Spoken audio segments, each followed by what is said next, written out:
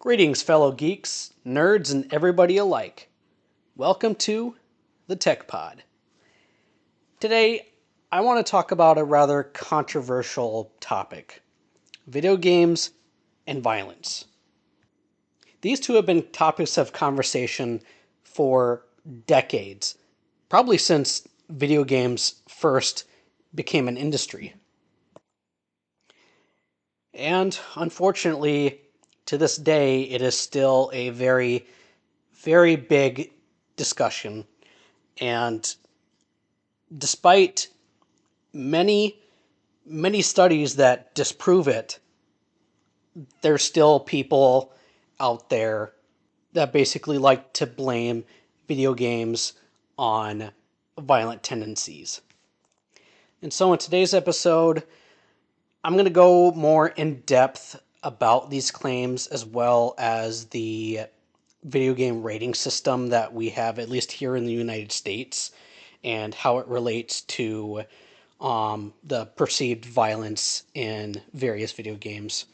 And yeah, my overall opinion about the topic.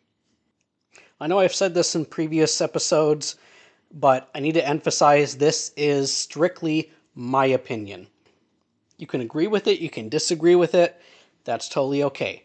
But I know it's a very controversial topic, but just letting you know, this is my opinion and my opinion only.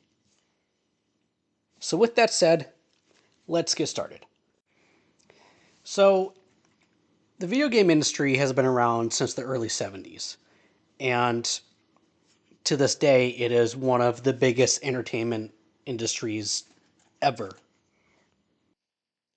Back when gaming started to become an industry in the early 70s, games were primitive when it came to graphics and gameplay.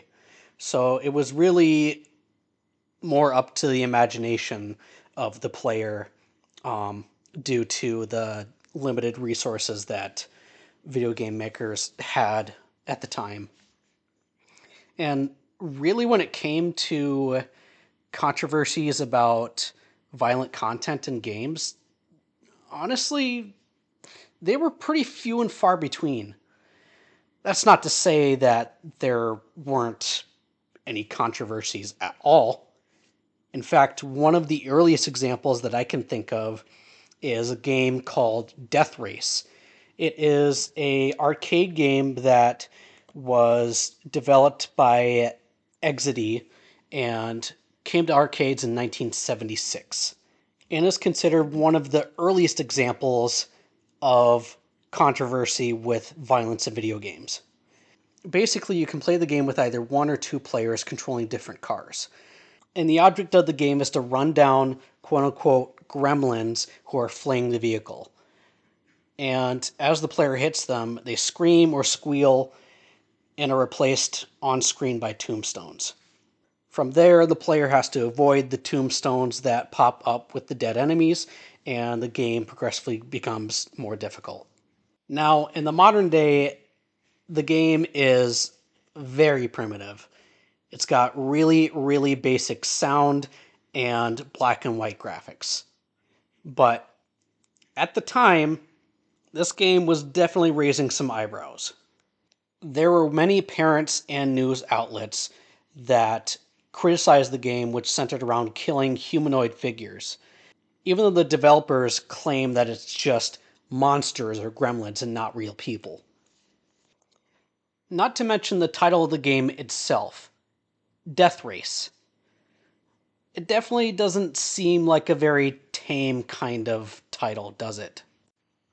Although the developers claimed that the title Death Race was chosen as a reflection of the undead monsters depicted in the cabinet art and marketing.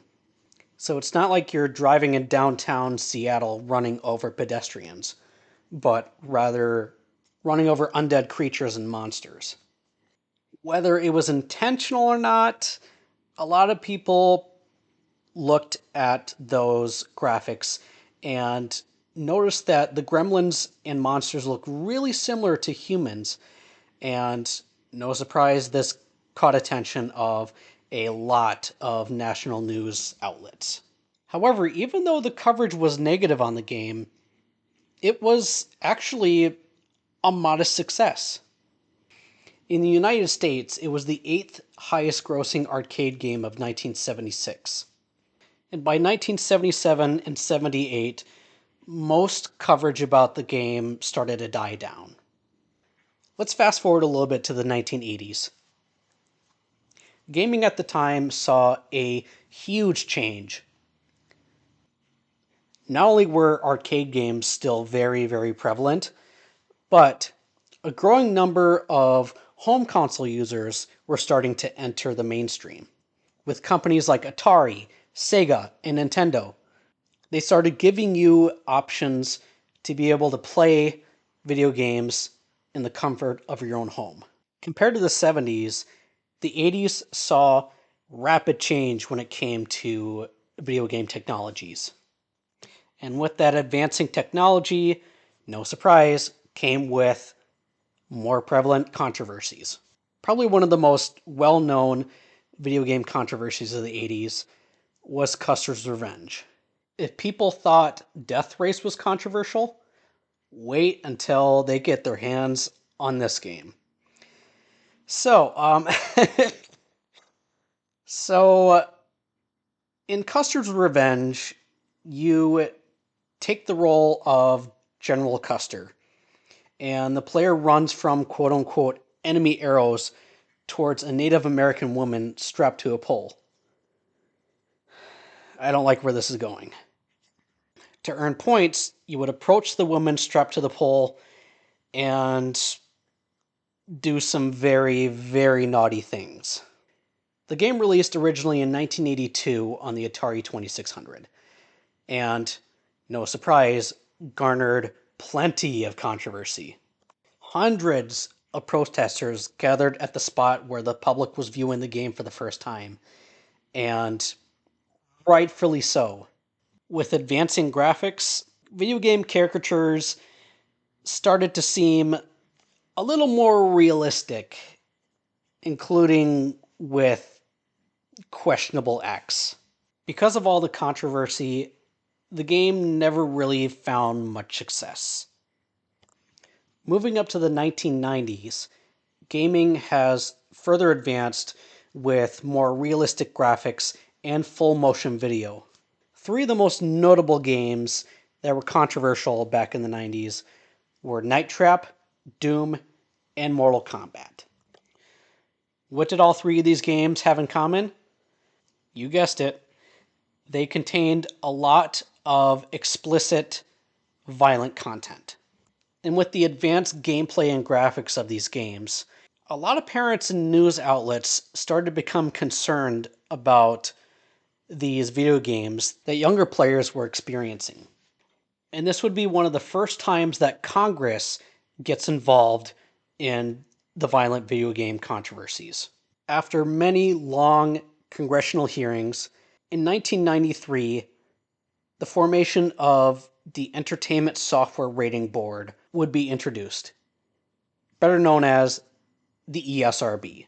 It would operate as a self-regulated entity that would assign an age and content rating for video games. This would better allow consumers to get a better idea of specifically what content were in games that they were buying. The rating system is strictly voluntary at this time. However, nearly all video games are submitted for rating because many retail stores prohibited the sale of unrated video games, as well as major console manufacturers would not license games unless they carry an ESRB rating. The formation of the ESRB helped deflect potential government regulation of video games.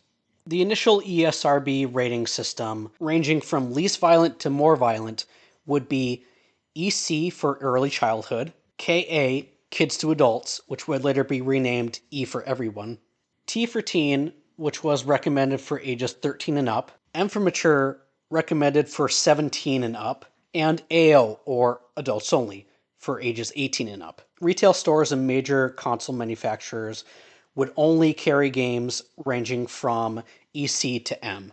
The AO rating was mainly used for more adult oriented video games, if you catch my drift. Later in 1995, another game would find itself in a slew of controversies, and that was Phantasmagoria for the PC. It was a point and click adventure horror game. The game was made at the peak of popularity of interactive movie or FMV content and featured live action actors and footage, both during cinematic scenes and within the three-dimensionally rendered environments of the game itself. And the game was filled with violent and explicit content. Despite it being a financial success, some retailers declined to carry the game, and religious organizations and politicians would constantly condemn the game, and was one of the first notable examples of a game being outright banned in a country, with Australia refusing age classification of this game, making it illegal to sell in that country. Fast forwarding to the tail end of the 90s, Grand Theft Auto would release, and no surprise, the game attracted a lot of controversy due to its content when it came to blood and violence, drugs and alcohol, and inappropriate language. This controversy would carry on to Grand Theft Auto 2 and actually ended up affecting the development of Grand Theft Auto 3. Because in 2001, shortly after the 9/11 terrorist attacks, the release of GTA 3 was postponed in order to change the content involving New York City, which is what the game is based off of. And no surprise, the Grand Theft Auto franchise is still garnering notoriety to this day. Throughout the 2000s, many other game franchises, including GTA, would continue to face controversies. And people started to propose claims about links between video games and violence. With the popularity of video games at the time, politicians and news outlets constantly ridiculed video games and their influence on younger audiences to commit heinous acts. However, this is far from the case. Research throughout the following years would end up debunking many theories of links between games and violence.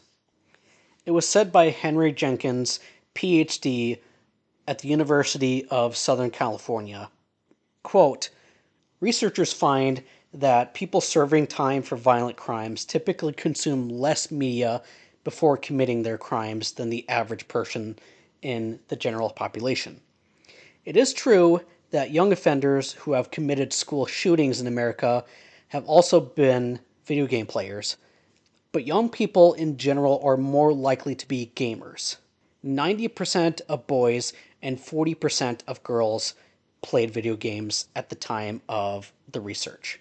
The overwhelming majority of kids who play video games do not commit antisocial acts. Throughout the late 2000s up to present day, there would be many, many theories that proposed that video games do cause violence, along with many, many studies and research that would end up debunking these theories. But despite the controversies with video games throughout its history, the gaming industry is still a multi-billion dollar industry to this very day.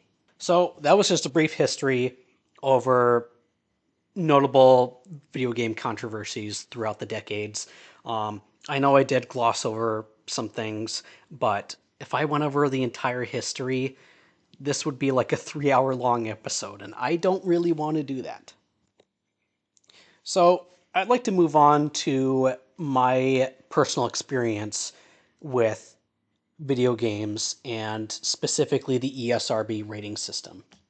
So growing up, I'd say my parents did a pretty good job with filtering the content that I consumed.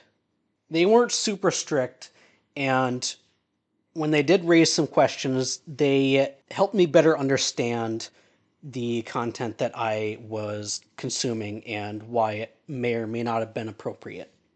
One notable example that sticks out to me was me and my brother playing Mortal Kombat on my dad's Sega Genesis. So, anybody who knows that version of the game, it's one of the more popular home ports of the game. And for the most part, in terms of the violent content, it was stripped down significantly. Of course, there was a cheat code that you could put in booting up the game that unlocked all the violent content. But for the most part, compared to the arcade version of the game, the home ports were a little more tame. However, my parents were relatively aware of Mortal Kombat and the controversy that surrounded that game. And even though the home port is not nearly as violent as the arcade game, they didn't really approve me and my brother playing that game just due to its content. They didn't find it very appropriate playing a game where you are punching and kicking opponents to the point where they are knocked out. As I got more into gaming growing up, I started looking at the ESRB ratings that were on the front cover of my games and started to wonder. Like, we'll go back to Mortal Kombat, for example. For the most part, I understood why my parents didn't approve of me playing that game at the time, but it did kind of confuse me specifically why they thought a game like Mortal Kombat on the Sega Genesis wasn't okay, but yet Smash Bros. Melee, where you're essentially doing the same thing, is okay. And when I was about 7 or 8, that was the first time that I experienced my first mature rated gaming experience. And that was Half-Life for the PC. So my dad had the game, and me and my brother watched him play the game all the time. And I will admit, with the content of that game, I can most definitely understand why my mom would be yelling at my dad about us watching him play that game. Because, yeah, Half Life is definitely not the type of game for a younger child. And it kind of reminds me of a lot of younger gamers, even to this day. You see so many of them consuming video games that are over their age rating. So, going back to my personal history with Half Life, um, obviously I was way, way too young to be experiencing that game. Did that mean that I was going to go around with a crowbar and start whacking at people? No, of course not. If I'm really being honest, the content in that game didn't make me feel violent. It actually scared the crap out of me. And it's actually one of the main reasons why I didn't end up playing the game for myself until I was about 16 or 17. Ever since watching my dad play that game, I was like super afraid of watching or playing anything that was remotely mature. But that's just my personal experience. Now, going back to the discussion about younger gamers and mature rated content, I don't think consuming that content is going to make younger audiences violent. But I will admit, at least me personally, it does seem like it does affect their cognitive state to a certain extent. Like, if I was playing Call of Duty at 8 or 9 years old, it wouldn't inspire me to go out on the streets and do the same thing that I saw in the game. But at that age, your brain is still developing, and being exposed to that kind of content can affect them to a certain extent. For some kids, it absolutely traumatizes them. Seeing sex and violence and drug use at that young of an age, yeah, I can definitely see why that would be quite heavy to deal with at that age, even if it was in a video game. And for some kids, it may not affect them all that much. While yes, playing that kind of content did to a certain extent desensitize them, it didn't really change the way that they acted. Like, it didn't inspire them to recreate the scenes in Call of Duty in real life. That just doesn't make any sense. I do agree that parents or guardians should be accountable when it comes to filtering the content that their children consume. I've seen many circumstances where a parent unknowingly buys their child a game that has mature content and they instantly start blaming the company that made the game. When in reality, it's the parent and or guardian that is at fault. Why is it that video games are blamed for real life violence, but yet you never hear anything about TV, movies, music, books? No, I don't necessarily agree with younger audiences consuming more mature content. But at the same time, I don't think it should be up to the industry to prevent these younger gamers from experiencing that kind of content. So when parents inadvertently buy their kids a mature game and they go and blame the game company, no, no. It's the parent slash guardian that should be held accountable because you were the one that bought your child that game. And it is your responsibility to do your due diligence and educate yourself on what kind of content that your child is consuming. And like I mentioned earlier, just because younger audiences are exposed to violence in video games, that doesn't mean that they are going to do the same thing in real life. There has been countless studies that have backed up these claims. Yes, gaming can bring out various emotions and behaviors, but that's not going to create the next mass murderer. No, it just doesn't make any sense. And with video games as an entertainment medium as well as an art form, it is protected under the First Amendment. It is freedom of speech. So, with people that are upset about more violent content in gaming, they instantly blame these game companies for supposedly targeting their children with this vulgar content. When in reality, they're doing none of that. Gaming has changed significantly since the 70s and 80s.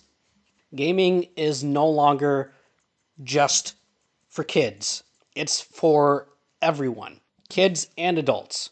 And honestly, I am sick and tired of video games, even to this day, being a huge scapegoat when it comes to societal issues. Someone commits a heinous act, they instantly go to, oh, well, this person played Call of Duty with their friends. That exposed them to violent content and made them think it was okay to do that. When in reality, it's entirely different factors that have a role in that. Do you ever see them blaming books or music or television or movies for violence? No, of course not.